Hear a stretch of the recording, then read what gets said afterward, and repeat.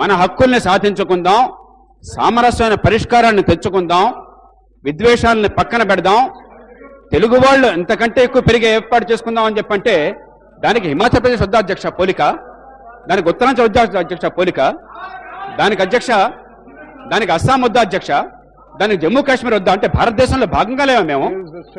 భారతదేశంలో భాగంగా ఉండి ఆ రాష్ట్రాలకు ఏమొస్తున్నాయి? అంతకంటే దాంతో సమానంగా లేక అంతకంటే వెనకబడ్డ మన రాష్ట్రంలో ఉన్న ప్రాంతాలకు ఏమొస్తున్నాయి? ఈ లెక్కలు చూడకుండా అధ్యక్ష మనందరం కూడా అన్నదమ్ముల మధ్య కలహం పెట్టుకుంటే, జాతివేరం పెట్టుకుంటే అధ్యక్ష అధికారం కోసం పోరాటం అవుతుంది, కానీ మన వేళ్లతో కళ్ళు పొడుచుకోవడం అవుతుంది. దీనికి పరిష్కారం కావాలి అంటే అధ్యక్ష మీ ద్వారా గౌరవ సభ్యులు తెలియజేస్తున్నాను, ఖచ్చితంగా దేశంలో ఏం జరుగుతోంది, కేంద్ర ప్రభుత్వ ఇతర రాష్ట్రాలకు ఏం చేస్తోంది, వెనకబడ్డ ప్రాంతాలకు రాజ్యాంగంలో కానీ మన పద్ధతుల్లో కానీ ప్రణాళిక సంఘంలో కానీ ఏర్పాట్లున్నాయి. మన రాష్ట్రంలో ఏర్పాట్లు ఎందుకు కాకూడదు? ఆ పోరాటం చేయకుండా మనం తన్నుకుని జీరో సమ్ గేమ్ గా నీకు ₹1 ఇస్తే నాకు నష్టం, నాకు ₹1 ఇస్తే నీకు నష్టం అనుకుంటే అధ్యక్ష ఒకళ్ళ వేళ్లతో మనకు కళ్ళు పొడుచుకుంటున్నాం. ఇన్నేళ్లుగా ఈ రాష్ట్రంలో జరిగిన రాజకీయం అదే. ప్రజల భవిష్యత్తును బాగు చేయడం కోసం కాకుండా ఎట్లాగొట్ల ఎన్నికలు నగ్గాలని చెప్పని ఎన్నికల మీద దృష్టితో రాజకీయ ఎత్తుగడలు సాగినాయి అధ్యక్ష. కనీసం ఈ సమయంలో అయినా కూడా తెలుగు ప్రజల రాజకీయ అంపశయం మీద ఉన్నప్పుడైనా సరే, తెలుగు నేల తల్లడిల్లుతున్నప్పుడైనా సరే, ఇప్పుడైనా సరే మనం కొంచెం వైషమ్యాలని పక్కన పెట్టి మనం ఎక్కువ తెచ్చుకుందాం, తెలంగాణ ఏర్పాటు చేసుకుందాం, హైదరాబాద్ కూడా తెలంగాణ ఏర్పాటు చేసుకుందాం. అదే సమయంలో మన తెలుగు ప్రజలు లేదా భారతదేశంలో మిగతా ప్రజలు నాశనం కావాలా మన కోరిక? వాళ్ళ బతుకుని ఎట్లా బాగు చేద్దాం, మనకు నష్టం లేకుండా మనందరం కలిసి ఏ రకంగా పోరాడదాం, ఇది చెప్పడం కోసం అధ్యక్ష నేను సమయం తీసుకున్నది. అంతేగాని ఇది మన మధ్య మనకు వైరాన్ని దాల్చేయాల్సిన అవసరం లేదు అధ్యక్ష. ఈ నేపథ్యంలో అధ్యక్ష మీరు ఆయా రాష్ట్రాలకి ఉన్నటువంటి మొత్తం ఆదాయ వనరుల్లో కేంద్ర ప్రభుత్వం ఇచ్చినటువంటి గ్రాంట్ల శాతం మీరు చూడండి అధ్యక్ష. అస్సాం ఈశాన్య భారతంలో అతిపెద్ద రాష్ట్రం అధ్యక్ష. 3,31,00,000 జనాభా ఉన్న రాష్ట్రం అధ్యక్ష. అస్సాం రాష్ట్రంలో 40.3% మొత్తం రాష్ట్ర బడ్జెట్ లో రాష్ట్ర వనరుల్లో కేంద్రం నుంచి వచ్చే డబ్బు 40.3% అధ్యక్ష. హిమాచల్ ప్రదేశ్ 42.3% అధ్యక్ష. మనకంటే ఎక్కువ తలసరి ఆదాయం ఉంది, మనకంటే ఎక్కువ అక్షరాస్యత ఉంది. హిమాచల్ నాకు ఇష్టమైన రాష్ట్రం అధ్యక్ష. వాళ్ళు బాగుపడుతున్నారని నేను బాధపడలేదు, వాళ్ళు బాగుపడాలి, మనం బాగుపడాలంటున్నాను. మనకంటే అక్షరాస్యత ఎక్కువ, మనకంటే పేదరికం తక్కువ, మనకంటే మంచినీళ్ళు ఎక్కువ, మనకంటే మరుగుదొడ్లు ఎక్కువ, మనకంటే ఆర్థికాభివృద్ధి ఎక్కువ, తలసరి ఆదాయం ఎక్కువ అధ్యక్ష. వారికి 42.3% అధ్యక్ష. ఉత్తరాంచల్కి 34.5% అధ్యక్ష బడ్జెట్ లో. వారికి కూడా మనకంటే చాలా ఎక్కువ అధ్యక్ష. రాయలసీమ కంటే దాదాపు రెట్టింపు ఉన్నది ఉత్తరాంచల్లో తలసరి ఆదాయం అధ్యక్ష. జమ్మూ కాశ్మీర్ 60.7% అధ్యక్ష. ప్లీజ్ కంక్లూడ్ జయప్రకాష్ గారు, ప్లీజ్ కంక్లూడ్. చెప్తా, ప్లీజ్ కంక్లూడ్. రాయలసీమలో అధ్యక్ష 12.8% అధ్యక్ష. సోదరులు అడుగుతున్నారు, ఎందుకంటే మూడు ప్రాంతాలు చూడాలి కదండి. 3 ప్రాంతాలు ఎందుకు నేను చెప్పట్లేదంటే సమయం పోతున్నాను ఒకటి అధ్యక్ష. రెండవది మన తలసరి ఆదాయం మిగతా గణాంకాలు చూస్తే మనకి ప్రత్యేక ప్రతిపత్తి కోసం పోరాటం జరగదు. కాబట్టి మనం ఎక్కడైతే బలహీనత ఉందో, ఎక్కడ వెనుకబాటుతనం ఉందో, ఎక్కడ కష్టం ఉందో దాన్ని అవకాశంగా మలుచుకుందాం. తెలుగు ప్రజలందరికీ భవిష్యత్తు బాగుండేందుకు మనం ఢిల్లీ నుంచి నిధులు తెచ్చుకుందాం. నిధులు తాగట్లేదు అధ్యక్ష. అన్ని ప్రాంతాలు బాగుపడడం కోసం మార్గాన్ని కూడా చెప్పబోతున్నాను అధ్యక్ష. చివరిగా అధ్యక్ష, రాయలసీమకే గనక ఇందాక నేను చెప్పినటువంటి రాష్ట్రాలు 11 రాష్ట్రాల్లో 4 రాష్ట్రాలు వివరాలు ఇచ్చాను, మిగతా 7 రాష్ట్రాలు చూస్తే మీకు అర్థమవుతుంది అధ్యక్ష. ఆ రాష్ట్రాలకు ఏర్పాటు చేసినట్టయితే, ఒక ప్రత్యేక ప్రతిపత్తి గల ప్రాంతంగా గుర్తించినట్లయితే, ఒకవేళ ప్రజలే కోరుకుంటే, రాయలసీమ ప్రజలే కోరుకుంటే, అవసరమైతే ప్రత్యేక రాష్ట్రమే ఏర్పాటు అయినట్టయితే, లేదా ప్రాంతీయ ప్రతిపత్తినిచ్చి రక్షణ కోసం ఏర్పాట్లు చేసినట్టు అధ్యక్ష జరగబోయేది చూడండి ఒకసారి. మొట్టమొదటిది, ఏడాదికి కనీసం 10,000 కోట్ల రూపాయలు అదనంగా మనకి కేంద్రం నుంచి గ్రాంట్లు వస్తాయి. మిగతా ప్రాంతాలకు మన డబ్బు మనకు వస్తూనే, మిగతా ప్రాంతాలకు మనం తెచ్చుకుంటూనే రాయలసీమకు అదనంగా వచ్చేది అధ్యక్ష 10,000 కోట్ల రూపాయలు ఏడాదికి. ఈవేళ 7,000 కోట్ల రూపాయలు, బహుశా ఈ సంవత్సరం 9,000 కోట్ల రూపాయల లోటు ఉన్నది. ఆ లోటు తొలగిపోతుంది అధ్యక్ష. ఇతర రాష్ట్రాల్లో ఏం చేస్తారో చూడండి. మన రాష్ట్రంలో ఉన్న పారిశ్రామికవేత్తలు ఇతర రాష్ట్రాలకు పోయి ఒక ఉత్తరాంచల్కి వెళ్ళి, ఒక హిమాచల్ ప్రదేశ్ కొని మీరంతా కనుక్కోండి, పెద్దలంతా కూడా మీ అనుభవం ఉన్నవారు, పరిశ్రమలు తెలిసిన వాళ్ళు, వీళ్ళంతా ఫ్యాక్టరీలు అక్కడ పెడుతున్నారు. ఎందుకు పెడుతున్నారు అధ్యక్ష? ఎందుకంటే 100% ఎక్సైజ్ డ్యూటీ ఎగ్జామ్షన్ ఇచ్చారు అక్కడ. మ్యానుఫ్యాక్చరింగ్కి 100% ఎక్సైజ్ డ్యూటీ ఎగ్జామ్షన్ 20 ఏళ్ల పాటు అధ్యక్ష. కార్పొరేట్ ఇన్కమ్ ట్యాక్స్, పరిశ్రమలకు వచ్చే ఆదాయం మీద ఆదాయం పన్ను 100% మినహాయింపు 20 ఏళ్ల కాలం, ఆ తర్వాత మరో 20 ఏళ్ల కాలం 30% మినహాయింపు అధ్యక్ష. అంటే ఒక్క పరిశ్రమ పెడితే దాదాపుగా 25-30% మీకు ఉత్పత్తి ఖర్చు తగ్గుతుంది. ఖచ్చితంగా పోటీ పడతారు మిగతా వాళ్ళతో. అందుకనే మన రాష్ట్రంలో తెలుగు వాళ్ళు, తెలుగు పారిశ్రామికవేత్తలు మీకు హిమాచల్ ప్రదేశ్లో ఉత్తరాంచల్లో పెడుతున్నారు. రాష్ట్రంలో అన్ని ప్రాంతాల్లో వస్తే సంతోషం అధ్యక్ష, కానీ వాళ్ళని తెలుగు ఒప్పుకోరు. కానీ రాయలసీమ వెనుకబాటుతున్న ప్రాంతం, ఇదిగో లెక్కలు చూడండి, ఆ ప్రాంతాలతో పోల్చండి. మాకు ప్రత్యేక ప్రతిపత్తి కావాలంటే మన హక్కు అధ్యక్ష. ఆ హక్కు మనం పొందినట్టయితే 10,000 కోట్ల పెట్టుబడి అక్కడ వచ్చినట్టయితే, లక్షల మందికి ఉపాధి వచ్చినట్టయితే, దీంతో పాటు క్యాపిటల్ ఇన్వెస్ట్మెంట్ సబ్సిడీ 15%, దీంతో పాటు ఫ్రీట్ సబ్సిడీ, ఇవన్నీ అమలైతే అధ్యక్ష రాయలసీమకి కేవలం తెలుగు ప్రాంతాల నుంచి కాదు అధ్యక్ష, ఈవేళ ప్రత్యేక ప్రతిపత్తి గల రాష్ట్రాలు, ఈ పన్ను మినహాయింపున్న ప్రాంతాల అధ్యక్ష చాలా కీలకమైన అంశం. కేవలం ఆ ఉత్తరాదికి చెందిన రాష్ట్రాల్లో మాత్రమే ఉన్నది. దక్షిణ భారతంలో కానీ, పెనిన్సులర్ ఇండియాలో కానీ, ద్వీపకల్పంలో కానీ, భారతదేశంలో మరెక్కడా కూడా ఇంకొక ట్యాక్స్ హేవెన్ లేదు, మరొక పన్ను రాయితీ ఉన్న ప్రాంతం లేదు. నేను చెప్పేది రాయలసీమ కోసం మాత్రమే కాదు, మనందరి కోసం చెప్తున్నాను. అప్పుడు ఏమవుతుంది అధ్యక్ష, చెన్నై నుంచి పెట్టుబడులు వస్తాయి, హైదరాబాద్ నుంచి వెళ్తాయి, కోస్తాంధ్ర నుంచి వెళ్తాయి, బెంగళూరు నుంచి వస్తాయి. చెన్నై బెంగళూరు మధ్య ఉంది ఆ ప్రాంతం అధ్యక్ష. అంతటితో ఆగదు. పెనిన్సులర్ ఇండియాలో ఎక్కడ లేదు కాబట్టి బాంబే నుంచి వస్తాయి, ముంబై నుంచి వస్తాయి, మనకి దాంతోపాటు అధ్యక్ష పూణే నుంచి వస్తాయి. ఇవి మినహాయిస్తే దేశంలో ఆర్థిక కేంద్రానికి 3 మిగిలి ఉన్నాయి. కోల్కతా అక్కడి నుంచి మన పెద్దగా ఆశించట్ల, దూరం ఎక్కువైనది. ఢిల్లీ అక్కడి నుంచి ఆశించడం, పక్కన హిమాచల్ ఉత్తరాంచల్ వాళ్ళు అక్కడ చూసుకుంటారు. బహుశా అహ్మదాబాద్ అక్కడ ఎలాగో ఆర్థిక ప్రగతి బాగుంది కాబట్టి వాళ్ళు బహుశా రాకపోవచ్చు. కానీ అధ్యక్ష దేశంలో 8 ప్రధాన ఆర్థిక కేంద్రాల్లో, దేశంలో 8 ప్రధాన పెట్టుబడి కేంద్రాల్లో మార్కెటింగ్ తెలిసిన ప్రతి ఒక్కరికి తెలుసు 8 ముఖ్యం. ఈ దేశంలో మార్కెటింగ్ లో 50% 8 చోట్ల ఉన్నది. ఈ 8 కేంద్రాల్లో 5 కేంద్రాల నుంచి అధ్యక్ష మన తెలుగు నేలకి పెట్టుబడి తరలు వస్తాయి. మనం పెట్టుబడి పెడతాం. హైదరాబాద్ లో అందరూ పెట్టుకోలేదు, పెట్టుబడులు అన్ని ప్రాంతాల నుంచి వచ్చి, అన్ని రాష్ట్రాల నుంచి వచ్చి అధ్యక్ష. ఇది కేవలం రాయలసీమకు కాదు, తెలుగు ప్రజలందరికీ, ఇది పెనిన్సులర్ ఇండియాలో ఉన్నటువంటి ప్రజలందరికీ కూడా అధ్యక్ష ఇది విన్ విన్ విన్ సొల్యూషన్ అధ్యక్ష. దీనికోసం మనం ఉమ్మడిగా పోరాడాలి అధ్యక్ష. చివరికి వస్తాను అధ్యక్ష, కంక్లూజన్కి వస్తాను అధ్యక్ష, కొంచెం ఉపయోగపడుతుంది 5 నిమిషాలు అధ్యక్ష. నేను కోరేది అధ్యక్ష, ఈవేళ ఈ విద్వేషాల స్థానంలో, ఈ ఆందోళనల స్థానంలో, ఈ అసూయ వైషమ్యాల స్థానంలో, ఈ రాజకీయ ఎత్తుగళ్ల స్థానంలో తెలుగు ప్రజలంతా కలిసి ఉమ్మడిగా కేంద్రం మీద పోరాడాలి. ఏ ఒక్కరికి నష్టం లేకుండా, అందరి ఆనందాన్ని చూస్తూనే, అందరి ఫలితాలని కాపాడుకుంటూనే, తెలంగాణ ప్రాంతానికి హైదరాబాద్ని పూర్తిగా ఇస్తూనే, దాన్ని అంగీకరిస్తూనే, అదే సమయంలో తెలుగు నేల మీద పెట్టుబడులు వచ్చేందుకు, ఉపాధి కలిగేందుకు, ఆర్థికంగా నష్టాన్ని నివారించేందుకు ఏర్పాట్లు కావాలి అధ్యక్ష. అందుకే ఒక హీబ్రూ ఋషి అన్నాడు, if I'm not for myself then who is. నా కోసం నేను పోరాడకపోతే, తెలుగు ప్రజల కోసం, తెలుగు ప్రాంతాల కోసం, తెలుగు ప్రజలుగా, తెలుగు శాసనసభ పోరాడకపోతే ఇంకెవరు అధ్యక్ష పోరాడేది? మళ్ళీ మనం తనుకుచోవడం పరిష్కారం వచ్చేది అధ్యక్ష. If I'm for myself only then what am I. అంటే నేను కేవలం నా నియోజకవర్గం కోసం పోరాడతానా, నా జిల్లా కోసం పోరాడతానా, నా కులం కోసం పోరాడతానా, నా ప్రాంతం కోసం పోరాడతానా, తెలుగు నాటు కోసం, భారతదేశం కోసం పోరాడతానా? If not now when? ఇప్పుడు కాకపోతే పోరాటం ఇప్పుడు అధ్యక్ష.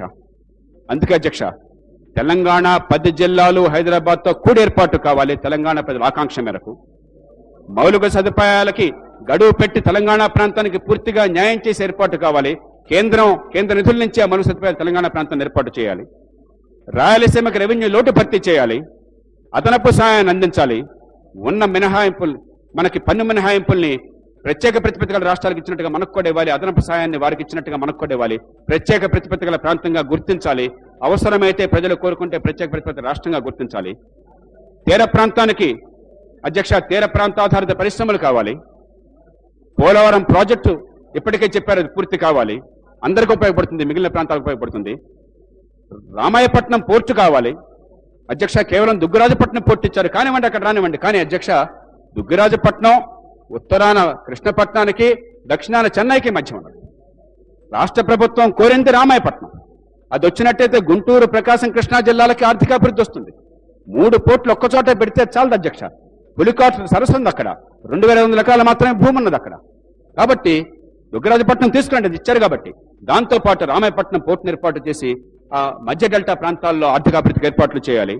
మలుగు సదుపాయాల గడువు పెట్టాలి. కేంద్రం పూర్తి సహాయానికి బిల్లులో రూపొందించాలి. దానికి ఖచ్చితంగా హామీ కాదు, మాటలు, నోటి మాటలు నీటి మీద రాతల అధ్యక్ష. చట్టబద్ధంగా కన్సాలిడేటెడ్ ఫండ్ ఆఫ్ ఇండియాకి ఇది ఛార్జ్ అవుతుంది, ఇదిగో ఈ అంశాల మీద ఖర్చంతా కూడా కేంద్రం భరిస్తుందని స్పష్టంగా రాతపూర్వకంగా చట్టంలో ఉండాలి అధ్యక్ష. హైదరాబాద్ నగరం అందరిది అధ్యక్ష. ఇది తెలంగాణకి రాజకీయంగా చెందుతుంది, ఆర్థికంగా ఉపాధి పరంగా తెలుగునాట అందరి ప్రజలది, భారతదేశంలో అందరి ప్రజలది. దాన్ని ఎవరు ఏనాడు ఎప్పుడు కాదనరు, ఇప్పటిదాకా అనలేదు, ఇక ముందు కాదనరు అధ్యక్ష. రాజ్యాంగ హక్కుల అమలు కోసం ఏర్పాట్లు కావాలి. ఈ బిల్లులో అధ్యక్ష కొంతమంది చెప్పారు, 8వ సెక్షన్లో ఏం చెప్పారు అధ్యక్ష? రాష్ట్ర ప్రభుత్వానికి ఉన్న అధికారాల్లో మొట్టమొదటి అధికారం ఏంటి అధ్యక్ష? Law and order, public order. 7th షెడ్యూల్లో 2వ లిస్టులో మొట్టమొదటి item public order, law and order, రాష్ట్ర ప్రభుత్వ అధికారం. ఈ బిల్లులో ఎంత హాస్యాస్పదంగా పెడతారు అధ్యక్ష?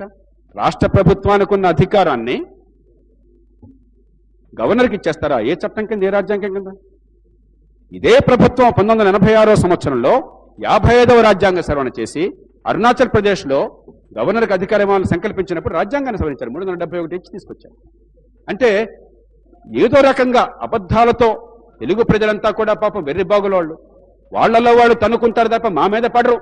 మేమేం చేసినా చెల్లుతుంది, ఒక సామ్రాజ్యవాదాన్ని కొనసాగించవచ్చన్న భావనతో తప్ప తెలుగు ప్రజలకి సాయం అందిద్దాం, అదనంగా ఆర్థికంగా వీళ్ళని ఎలా నిలబెట్టి ఏర్పాటు చేద్దాం, ఉపాధి కల్పనకి ఏం చేద్దాం, రాజ్యాంగబద్ధంగా అందరూ అంగీకరించే రీతిలో, రాజ్యాంగం ఒప్పుకునే రీతిలో ఎలాంటి ఏర్పాట్లు చేద్దాం, ఆలోచన లేకుండా పిచ్చిగా ఇష్టం వచ్చినట్టుగా ఎన్నికలు ఎత్తుగడగా బిల్లు వచ్చింది అధ్యక్ష.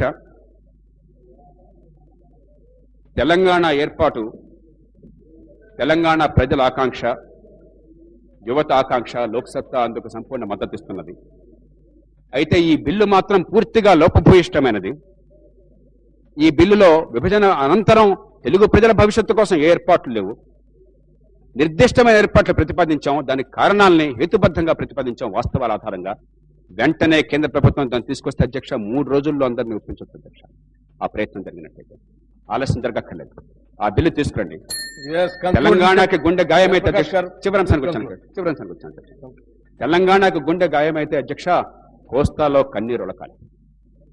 రాయలసీమకు నొప్పి తగిలితే తెలంగాణ ప్రజలు అమ్మా అనాలి. కోస్తాలో నష్టం జరిగితే సీమలో వేదన కలగాలి. అధ్యక్ష 10 ఏళ్ళు అయిన తర్వాత, ఈ రాష్ట్రాల విభజన పూర్తయిన తర్వాత కళ్ళెత్తుకుని తెలుగు ప్రజలు అన్ని ప్రాంతాల్లో ఒకటి చెప్పగలగాలి అధ్యక్ష. ఓ తమిళనాడుకో, ఓ మహారాష్ట్రకో, ఓ కర్ణాటకకో బంతిని ఎంత గట్టిగా కొట్టినా అంత పైకి లేస్తాం మేము. మంచి ఏర్పాట్లు మేము చేసుకున్నాం, ఉమ్మడిగా పోరాడి సాధించుకున్నాం. ఇదిగో అన్ని రాష్ట్రాల కంటే మేము ఆర్థికంగా పెరిగాం, ఉపాధిని కల్పించుకున్నాం. తెలుగు ప్రజల ఐక్యత మీరు చర్చలేరు. ఇన్ని రాష్ట్రాలైనా కూడా 42 మంది పార్లమెంటు సభ్యులు తెలుగు ప్రజల ప్రయోజనాల కోసం కలిసి పోరాడుతాం మేము. ఎవరికి రాజీ పడం మేము. తెలుగు వాళ్ళ వైభవం కోసం మేము కలిసి పోరాడతామని చెప్పిన పరిస్థితి రావాలి అధ్యక్ష. అలా ఆలోచించకుండా మన విద్వేషాలను పెంచుకుంటూ పోతే మన మధ్య సామరస్యత సాధించకపోయినట్టు అధ్యక్ష. 3 ప్రాంతాలు శరీరాలు వేరైనా కూడా గుండెకాయ ఒకటని మర్చిపోతాం అధ్యక్ష. చివరి అంశం అధ్యక్ష, రాష్ట్రాలు విభజన అయిపోయినట్టయితే పరిష్కారాలు ఎలక్టేనా? లోక్సత్తా తొలగించి చెప్తోంది. రాజ్య వ్యవస్థని మార్చకుండా రాజధానిని మార్చినంత మాత్రం చేత, రాష్ట్రాలను ఏర్పాటు చేసిన మాత్రం చేత ప్రజల బతుకుల్లో పన్నీరు ఒలకదు అధ్యక్ష. కంట కన్నీరే ఒలుకుతుంది అధ్యక్ష. ప్రతి బిడ్డకి ఎదిగే అవకాశాలు కావాలి. చాలా మంది సభ్యులు ఏ ప్రాంతం వారైనా కూడా, మిగతా విషయాల వివాదాలున్నా కూడా, ఈవేళ పుట్టిన బిడ్డలకి ఈవేళ కేవలం పుట్టిన పరిస్థితుల వల్ల, కులం వల్ల, తల్లిదండ్రుల చదువు ఆదాయం వల్ల అవకాశాలు లేకుండా పోతున్నాయన్నది 100కి 100 పాళ్ళు వాస్తవం అధ్యక్ష. స్కూళ్లలో పిల్లల్ని పెట్టి 99.9% ఉన్నామని చెప్పుకుంటే విద్య కాదు అధ్యక్ష. పనికొచ్చే విద్య ఈ రాష్ట్రంలో అందటం లేదు. 100కి 70 మంది 7వ తరగతి చదివే వాళ్ళకి కనీసం ఒక భిన్నం 1/3, 2/5 ఏది పెద్దది నాన్న అంటే చెప్పే పరిస్థితి రాష్ట్రంలో 100కి 90 మంది లేదు అధ్యక్ష. నేను ఊరికే చెప్పలే మాట, మీరు ప్రశ్న పరీక్ష చేయండి అధ్యక్ష. 1/3, 1/4 ఏది పెద్దదంటే చెప్పలేని పరిస్థితున్నారు అధ్యక్ష. నిస్సారమైనటువంటి కాగితాలతో చదువుతూ పెడుతున్నారు. అంటే డబ్బున్నవాడి కొడుకే, డబ్బున్నవాడి కూతురే, పదవున్నవాడు కూతురే, చదువుకున్నవాడు కొడుకు కూతురే, వాళ్ళకే బతుకు, వాళ్ళకే ఆదాయం తప్ప మిగతా వాళ్ళు ఇప్పుడు బానిస బతుకు ఏర్పాటు చేస్తున్నాం అధ్యక్ష. నివారించదగ్గ క్లేశం, నివారించలేనటువంటి బాధకు నాకు కన్నీళ్ళు రావు అధ్యక్ష. జరిగిందో జరిగిపోయింది. కన్న తండ్రి పోవచ్చు, కన్న తల్లి పోవచ్చు, వృద్ధాప్యంలో మరణం సహజం. లేదంటే నివారించలేని జబ్బు వస్తే మనం బాధపడినట్టు చేయగలిగింది. కానీ నివారించగలిగినటువంటి బాధ ఉన్నదే, ఆ బాధను తొలగించక లక్షలాది మంది ఈవేళ ఈ రాష్ట్రంలో అన్ని ప్రాంతాల్లో కన్నీళ్లు కారుస్తున్నారు అధ్యక్ష. ఈ దేశంలో నాపం జరుగుతుంది అధ్యక్ష. దాన్ని తొలగించే ప్రయత్నం చేయకపోతే, ప్రతి బిడ్డకి ఎదిగే అవకాశం రాకపోతే, యువత భవిష్యత్తును కాపాడకపోతే అధ్యక్ష, ఇవన్నీ కూడా కేవలం రాజకీయ ఎత్తుగడలు అవుతాయి. తాత్కాలికంగా ఇప్పుడు ఓట్ల కోసం ఇది వచ్చింది, రేపు ఇంకోటి వస్తుంది, ఇంకో కులం వస్తుంది. మీ కాబట్టి సజెషన్ అందుకే అధ్యక్ష చెప్తున్నాను, చివరి అంశం అధ్యక్ష, ఈ మొత్తం సమస్యకి ప్రధాన కారణం అధ్యక్ష అధికార కేంద్రీకరణ. రాయలసీమ ప్రాంత వాసులు ఇంతగా దగా పడుతున్నా, నష్టపోతున్నా, నోరు మెదపడానికి కారణం మా ముఖ్యమంత్రి ఉన్నారు కదా అనుకుంటున్నారు తప్ప మా బతుకులు బాగోలేదు అని చెప్పి అనుకుంటుంది అధ్యక్ష. 30 ఏళ్ళు ముఖ్యమంత్రులేనా? ఏమైంది అధ్యక్ష? ముఖ్యమంత్రి పదవి ఉంటే అసలు మొత్తం అధికారం అంతా ఆయన చుట్టే, మంత్రులంతా కూడా నిరర్ధకం, అధికారులు శాఖాధిపతులు ఊరికే కాగితం మీద. బడి పంతులు బదిలీ కావాలంటే ముఖ్యమంత్రికి ఫైల్ కావాలి. ఈ సభలో ఎన్నోసార్లు ఆ మాట చెప్పాను అధ్యక్ష. ఇక ఇతర ప్రభుత్వాలు, మున్సిపాలిటీలు కానీ, పంచాయతీలు కానీ, జిల్లా పరిషత్తులు కానీ, కార్పొరేషన్లు కానీ ఉత్సవ విగ్రహాలుగా మార్చేశాం అధ్యక్ష. అధికార కేంద్రీకరణ ఈ సమస్యను మొత్తానికి మూలం అధ్యక్ష. దాన్ని మార్చాలి. కుడి చేయి కడిం చేయి సంబంధం లేకుండా పోయింది అధికార కేంద్రీకరణ వల్ల. రాజకీయం అంతా ముఖ్యమంత్రి చుట్టూ తిరుగుతున్నది. రాజ్య వ్యవస్థను మార్చాలి అధ్యక్ష. ప్రతి గల్లీలో, ప్రతి గ్రామంలో, ప్రతి పట్టణంలో, ప్రతి వార్డులో, ప్రతి పంచాయతీలో, ప్రతి మున్సిపాలిటీలో, ప్రతి జిల్లాలో ప్రభుత్వం ఏర్పాటు కావాలి అధ్యక్ష. 190 అంశాలు, నా జీవితాన్ని స్పృశించే అంశాలు, మంచి వచ్చి ఇక్కడ నిర్ణయం అవుతున్న ఏర్పాటు కావాలి అధ్యక్ష. అది జరగకపోతే లాభం లేదు అధ్యక్ష. అన్ని హైదరాబాద్లో పెట్టి కూర్చోవడం వల్ల వచ్చిన సమస్య అధ్యక్ష. ఇక ముందు ఆ పొరపాటు జరగకూడదు అధ్యక్ష. రాజధానిని కూడా విభజించాలి అధ్యక్ష. ప్రతి ప్రాంతంలో కూడా అసెంబ్లీ, సెక్రటేరియట్ ఉండొచ్చు, కానీ సమ్మర్ క్యాపిటల్ ఇంకో చోట పెట్టండి, లేదా వింటర్ క్యాపిటల్ పెట్టండి, ఫైనాన్షియల్ క్యాపిటల్ ఇంకో చోట పెట్టండి, హైకోర్టు మరో చోట పెట్టండి, మ్యానుఫ్యాక్చరింగ్ క్యాపిటల్ ఇంకో చోట పెట్టండి, సర్వీస్ సెక్టర్ ఇంకో చోట పెట్టండి, విద్యా సంస్కృతి రంగాలు మరో చోట పెట్టండి. అంతే తప్ప అన్నీ ఒక చోట పెట్టి అక్కడ ఉన్న వాళ్ళందరికీ మోదం, మిగతా వాళ్ళందరికీ ఖేదం. ఇది సరైన పద్ధతి కాదు అధ్యక్ష. భవిష్యత్తులో ఇది కరీంనగర్కి వర్తించాలి, ఇది వరంగల్కి వర్తించాలి, నల్గొండకి వర్తించాలి, ఖమ్మంకి వర్తించాలి, కర్నూలుకి వర్తించాలి, చిత్తూరుకి వర్తించాలి, తిరుపతికి వర్తించాలి, కడపకు వర్తించాలి, అనంతపురికి వర్తించాలి అధ్యక్ష, శ్రీకాకుళంకి వర్తించాలి, విజయనగరం వర్తించాలి, ఒంగోలుకి వర్తించాలి అధ్యక్ష. కంక్లూడ్ చేస్తున్నాను అధ్యక్ష. జయప్రకాష్ గారు అధ్యక్ష, ఇప్పుడు కూడా వార్తలు ఉంటున్నాయి అధ్యక్ష. ఒక పార్లమెంటు సీటు కావాలంటే 35 కోట్లు నజరానాలు ఇస్తున్నారని వార్తలు ఉంటున్నాయి అధ్యక్ష. సీటు కోసం అని చెప్పని పెట్టే ఖర్చు 50 కోట్లు కావచ్చు. అసెంబ్లీకి మనందరికీ తెలుసు. మీరు నన్ను కాదంటం కోసం ఒక మాట అంటారు తప్ప 5-10 కోట్లు లేకుండా అసెంబ్లీ ఎన్నిక అనవసరం మనందరికీ తెలుసు. ఈ పార్టీ ఆ పార్టీ లేకుండా ఒక లోక్సత్తా మినహాయిస్తే అధ్యక్ష,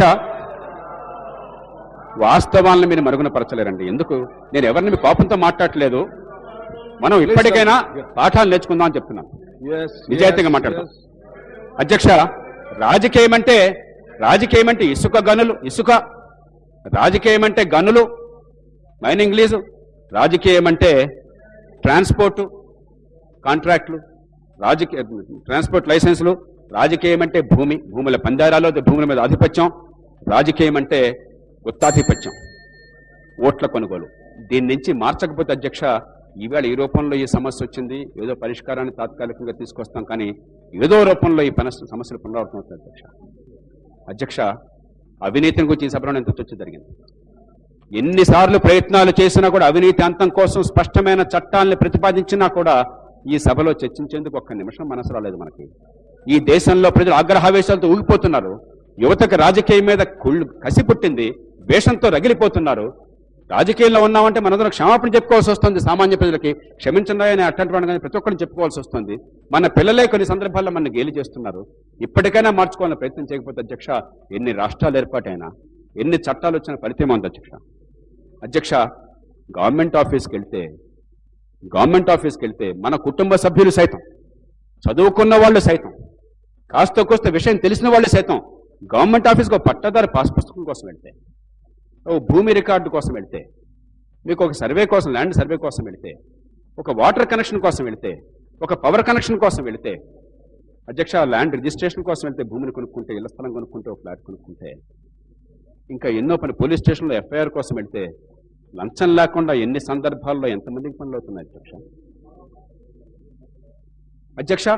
ఇన్ని లక్షల కోట్లు ఖర్చు పెడుతున్నామే, 1,27,000 కోట్ల రూపాయలు ఖర్చు పెట్టామని చెప్తున్నామే బడ్జెట్లో. 1,62,000 కోట్ల రూపాయల బడ్జెట్ 13-14కి మనం రూపొందించుకున్నామే. ఇంత ఖర్చు పెట్టాక సామాన్య ప్రజలకు అందాల్సిందేంటి? నాకు హక్కుగా ఉన్న పని కూడా కాకపోతే ఇంకేంటి అధ్యక్ష, మన మీద నమ్మకం ఎందుకు ఉంటుంది? కసి ఉంటుంది, కోపం ఉంటుంది, ద్వేషం ఉంటుంది, అసహనం ఉంటుంది. దాన్ని తప్పించుకోవటం కోసం ఓ రోజు కులాన్ని తెస్తున్నాం, ఇంకో రోజు మతాన్ని తెస్తున్నాం, మరో రోజు ప్రాంతాన్ని తెస్తున్నాం, మరో రోజు కుటుంబాన్ని తెస్తున్నాం. ఎంతకాలం అధ్యక్ష తప్పించుకోవటం? అధ్యక్ష, సర్వీస్ డెలివరీ కావాలి. దానికి చట్టాన్ని లోక్సత్తా రూపొందించి పార్లమెంట్ ముందు పెట్టింది. అది అమలు కావాలి, ఈ రాష్ట్రంలో దాన్ని తీసుకురావాలి. అధ్యక్ష, ఇందాకే చెప్పాను, ఆర్థికంగా వికేంద్రీకరణ కావాలి. మళ్ళీ గతంలో జరిగిన తప్పు జరగకూడదు. ప్రతి నగరంలో మనకి సమగ్రమైన ఏర్పాట్లు కావాలి. ఈ రాష్ట్రంలో 22 జిల్లాల్లో 22 నగరాలు రావాలి. మరో 200 పెద్ద నగరాలు, పెద్ద పట్టణాలు, వేలాది మందికి, ప్రతి పట్టణంలో 10,000 మందికి ఉపాధి కల్పించి వ్యవసాయాన్ని అనుబంధం చేసేటువంటి పట్టణాలు కావాలి. ఆర్థిక వ్యవస్థను పునరుద్ధరణ చేసి యువతకు భవిష్యత్తు కల్పించాలి. ఉపాధి కల్పించడం, విద్యను అందించడం, అవకాశాలను ఇవ్వటం, ఆర్థిక ప్రగతికి బాటలు వేయటం, ఇవి మాత్రమే రాజకీయానికి లక్ష్యాలు కావాలి. అధ్యక్ష, అందుకోసం తగిన ఏర్పాట్లు మనం ఇప్పటికైనా చేయకపోతే మన రాష్ట్రాల్లో, ఏ రాష్ట్రాలైనా కావచ్చు, రాష్ట్రాల విభజన ముందు కావచ్చు, తర్వాత కావచ్చు, ఏర్పాటు చేయకపోతే అధ్యక్ష, చరిత్ర మనల్ని క్షమించదు. యువత కష్టం రగిలిపోతారు. అందుకే జీజే హారన్ అన్నారు అధ్యక్ష, God give us men A time like this demands. ఇలాంటి సందర్భం, ఇలాంటి సంక్షోభం అధ్యక్ష, ఇలాంటి సంక్షోభంలో చాలా నిజంగా మానవత చెందిన మనుషులు మనం కూడా అధ్యక్ష. ఆయన స్ట్రాంగ్ మైండ్స్, దుర్బల మనస్కులు కాదు, ఎరికి పందలు కాదు, గ్రేట్ హార్ట్స్, సంకుచిత మనస్కులు కాదు, great hearts, true faith and ready hands, men whom the lust of office does not kill. అధికార లాలస కబళించని మనుషులు కావాలి. అధ్యక్ష, మనందరికీ తెలుసు, నేను ఎవరిని విమర్శించదలుచుకోలేదు, ఈ రాష్ట్రంలో సంక్షోభాలకి మూల కారణం మనకు తెలుసు. అధికార లాలస, అధికారం పట్ల ఉన్న ఆకాంక్ష, సమాజం మొత్తాన్ని కూడా సమాధి చేసినా పర్లేదు, అధికారం కావాలి, అధికారం నిలుపుకోవాలి. అది తప్ప మరొకటి రాజకీయాన్ని శాసించడం లేదు. Men whom the lust of office does not kill, men whom the spoils of office cannot by. అధికారం కొనలేని మనుషులు కావాలి, అధికారానికి లొంగని మనుషులు కావాలి. Men who can speak truth with power. ధైర్యంగా అధికారం ముందు నిజాన్ని నిర్భయంగా చెప్పే మనుషులు కావాలి. అధ్యక్ష, మెన్ హూ హ్యావ్ ఆనర్, ఆత్మగౌరవం ఉన్న మనుషులు కావాలి. అధ్యక్ష, నిజమైన ఆత్మగౌరవం, అహంకారం ఉన్న మనుషులు కాదు, గర్వం ఉన్న మనుషులు కాదు, నిజమైన ఆత్మగౌరవం ఉన్న మనుషులు కావాలి. మెన్ హూ విల్ నాట్ లై, అబద్ధాలాడని మనుషులు కావాలి, అసత్యాలు పలకని మనుషులు కావాలి, వాస్తవాలను చెప్పే ధైర్యం ఉన్న మనుషులు కావాలి, అప్రియమైన సత్యాన్ని చెప్పేటువంటి పటుత్వం ఉన్న మనుషులు కావాలి. అధ్యక్ష, టాల్ మెన్, పొడుగాటి మనుషులు కావాలి. సన్ క్రౌన్, సూర్యుడిని కిరీటంగా చేసుకున్న మనుషులు కావాలి. Who live above the fog, ఈ మబ్బుల్ని ఛేదించిన వాళ్ళు కావాలి.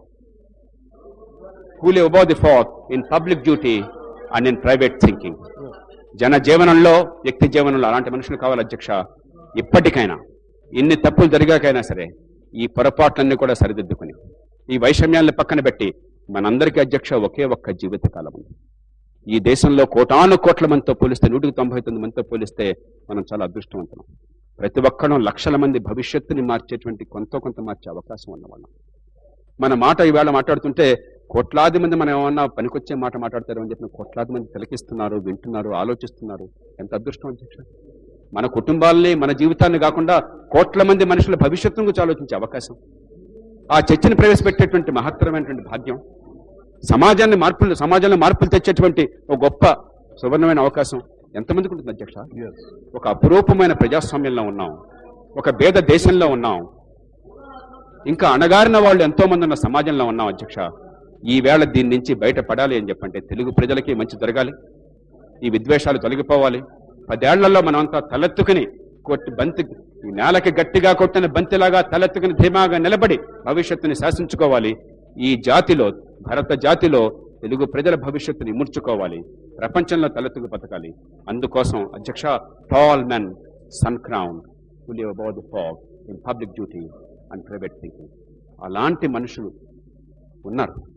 కానీ ఆ మనసుల్లో ఉన్న ఆ మనస్తత్వాన్ని బయటపెట్టి, ఈ lust for office, spoils of office, దాన్ని పక్కన పెట్టి రాజకీయ ఎత్తుగడలు కాకుండా కోట్ల మంది ప్రజల భవిష్యత్తు అన్న ఆలోచనతో ఉండేటువంటి రాజకీయం వస్తుందని, పరిపాలన వస్తుందని, ఈ యువత రాజకీయాన్ని ప్రేమించి గౌరవించే రోజు త్వరలో వస్తుందని ఈ యువత తమ భవిష్యత్తును తాము శాసించుకుంటారని, ఈ యువతకు అందమైన భవిష్యత్తునిచ్చి ఈ డెమోగ్రాఫిక్ డివిడెండ్ని, ఈ పెద్ద జనాభా యువత జనాభా అతి ఎక్కువగా ఉన్న దేశం ఈ డెమోగ్రాఫిక్ డివిడెండ్ డెమోగ్రాఫిక్ నైట్ మేర్గా జనాభా ఎక్కువ ఉందని ఒక పీడకలగా కాకుండా ఈ దేశానికి ఒక మహత్తర శక్తిగా యువతను తయారు చేసే ఏర్పాటు జరుగుతాయని ఆశిస్తూ అధ్యక్ష, ఈ అవకాశం ఇచ్చిన మీకు నమస్కరిస్తూ నేను సెలవు తీసుకుంటాను.